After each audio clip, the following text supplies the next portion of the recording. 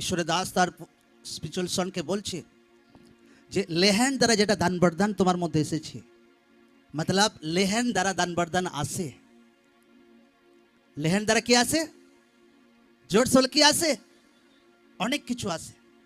হতে পারে পবিত্র জীবনে গ্রেস আপনার মধ্যে কারোর মধ্যে চলে এসেছে, হতে পারে প্রার্থনা করার বরদান কারোর মধ্যে চলে এসেছে, হতে পারে ফাইন্যান্সিয়াল আশীর্বাদের বরদান কারোর মধ্যে চলে এসেছে, হতে পারে পারিবারিক প্রবলেম থেকে ক্লেশ ছুটকারা চলে এসেছে, অনেক কিছু।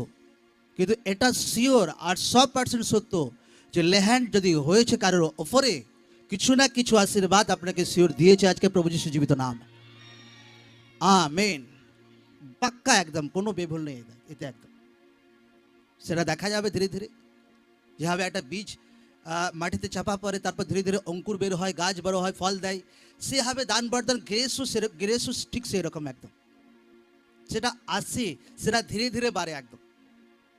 এই নয় যে আজকে কারোর জীবনে ঈশ্বর দাস যদি বলে দিল আচ্ছা তোমার লাইফ চেঞ্জ হচ্ছে, সেই লোক আচ্ছা লাইফ চেঞ্জ হতে বলো তো ঈশ্বর দাস, পরের দিন সব কিছু ঠিকঠাক খুঁজছে, যে ব্যাংক ব্যালেন্স তো আজকে কিছুই হলো না পরের দিন, আচ্ছা পরিবার তো নো, আরে ভাই বীজ গেছে মাত্র, সেটা বড় হবে, অঙ্কুর হবে, সেটা সেটা সেটা ফলকে নিয়ে আসবে।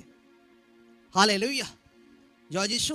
ল্যান্ডও সেরকম আপনার জীবনে কিছু একটা গ্রেস এন্টার করেছে, আপনার জীবনে কিছু বীজ এন্টার করেছে, সেটা ফল দেবে একদম।